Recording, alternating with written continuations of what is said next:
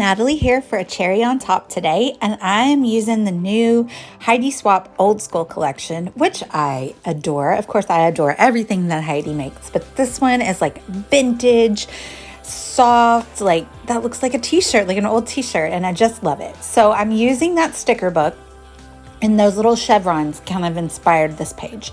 So I want to use the camo side to scrap these pictures of my boys playing in the mud. And so I kind of just free-handed a chevron on the back side, and then I'm just cutting it out. I thought about using my Cricut, but maybe I don't know how to use my Cricut right. And if you know the answer to this, then please let me know in the comments. But it doesn't cut all the way to the edge of the page. And I wanted this chevron to be 12 by 12. Width-wise, or 12 width-wise, 12 inches. So it wouldn't have cut 12 inches on my Cricut. So that's why I did it by hand. Now it doesn't look 12 inches when I put it on there, but that's because the white paper I cut the border of the white paper really short. So it's actually more than 12 inches.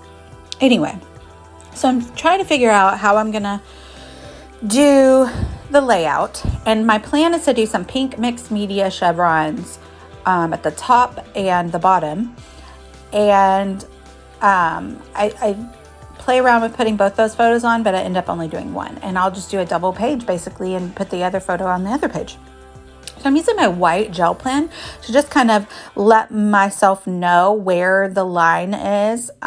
It doesn't matter if I go below the paper line, but I don't want to go below that white line because it will show on the part that I want to stay white. So I had already put clear gesso on this page.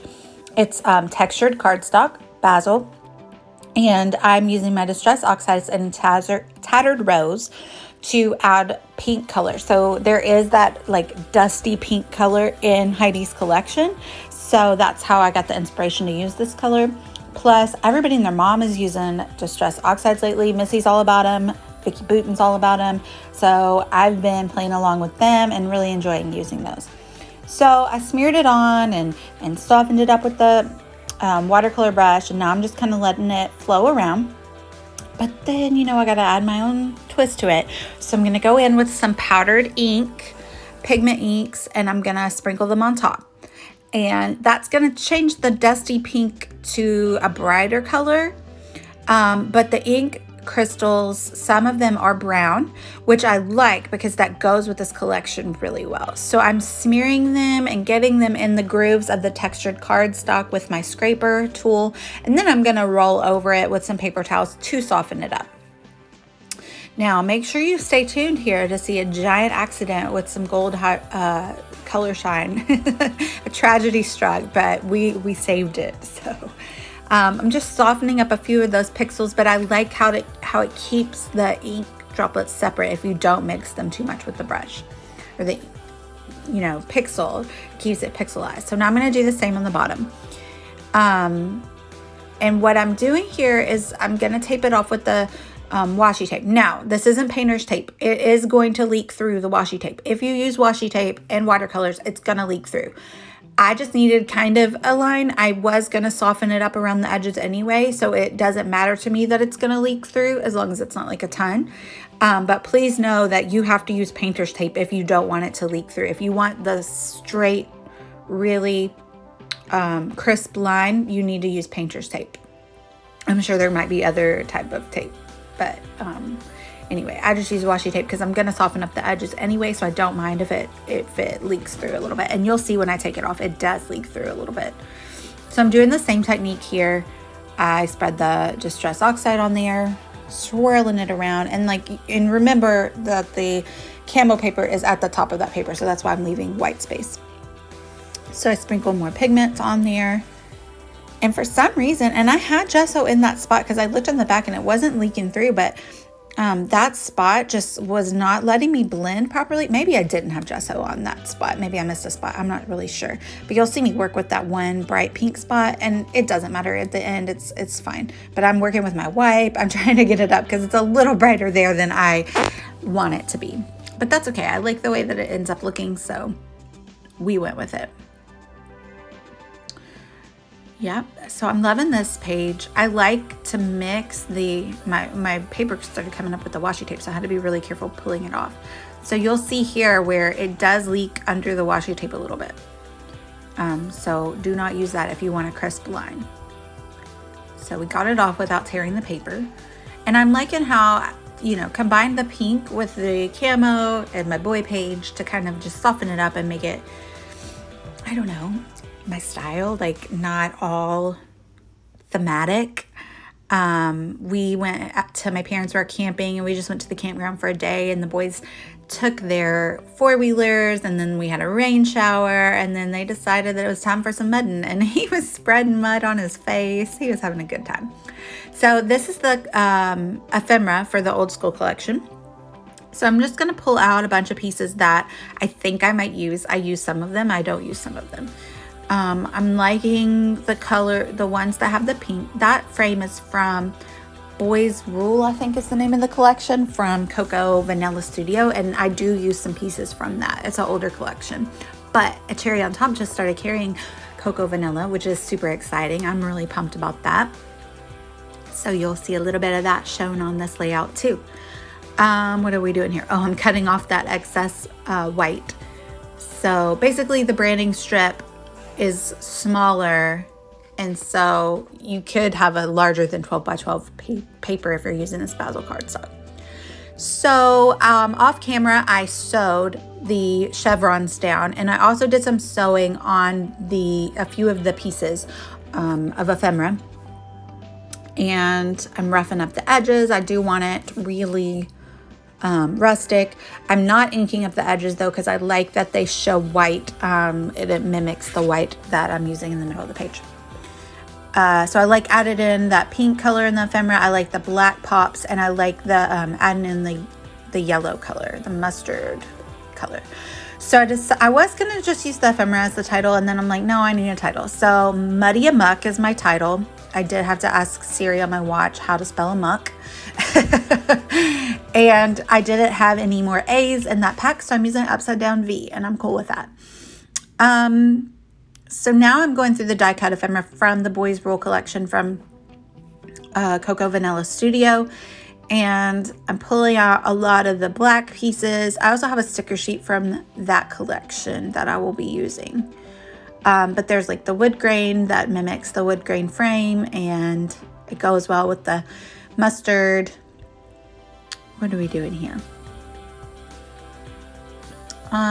So I roughed up the edges of that and did some sewing on that, and I actually forgot to add that until after I had done filming. So you'll see that page in the final photos, or that little tab added at the final photos. Okay, so get ready. But so I spread some of the tattered rows down and to do some splatter, and I do that, and then I'm like, oh, it's a Heidi Swap page. I'm gonna use a Heidi Swap Gold Color Shine. It'll work really well with these colors. And then I spill like half the bottle, which I know is like awful because it's precious gold because they don't make it anymore. But I left it in here because you can see that it was able to be salvaged. It didn't get all over the page. And okay, here we go.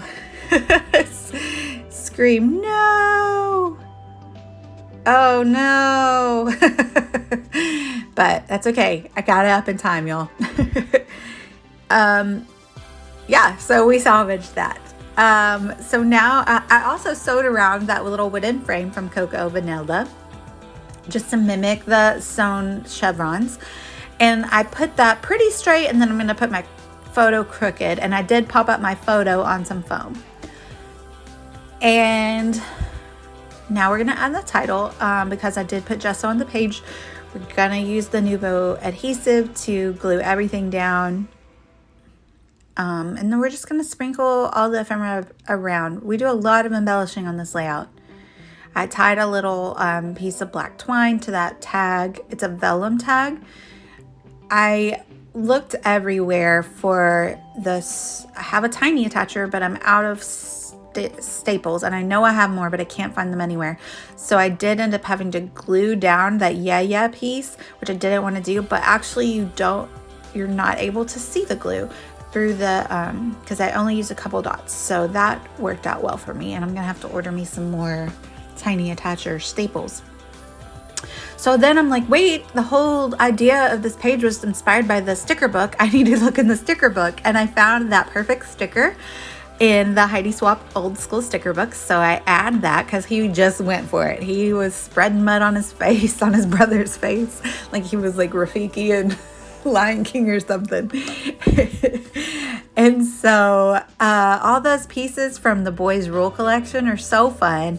And they say cool things about boys being wild and adventurers. So I like to add those on. And I like those pops of black just sprinkled around the page. I need more black up there with the little, I think that's a Yeti. So I pulled that star off of the sticker sheet from Cocoa Vanilla, and it did have a really big white border, so I cut that down some.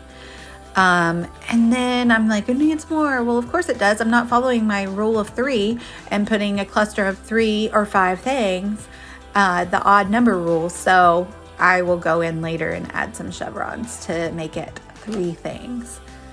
But here I go adding the chevron stickers, and I'm using the green ones and the dusty pink ones and the bigger ones that are black. So yeah, just adding those in. Those are fun. And just popping the color all around the page. Sometimes I'm grouping them in 2s. Sometimes I'm grouping them in 3s. I put 2 down there yet next to Yeah, but then the pink doesn't show up super great. And so I added another green so you can kind of like draw your attention that there's that pink one there too. So I just put the adhesive on the part of the vellum that's going to be covered up by that tag or by that other little piece of ephemera, so you can't see it. And that arrow is from Cocoa Vanilla. And I just had so much fun playing with all the bits of ephemera and mixing and matching, and sometimes you just gotta play. And I've been working a lot in my traveler's notebooks and my life crafted albums, and so my true love is 12 by 12, y'all. And I had to just get in here and play. Every once in a while after I've been working in smaller albums, I enjoy those and I really like the finished product of those. But I gotta get back to my 12 by 12. I'll never stop making those because I love them so much. Layered those up without any space in between. And there I go in, adding the last green one. And then I'm like, what more does this page need? Oh, it probably needs black splatter and sequins and jewels. Because what boy page doesn't need sequins and jewels, right?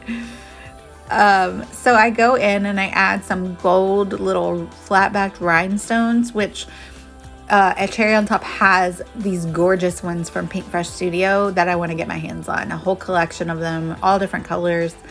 So I need to be adding those to my cart soon.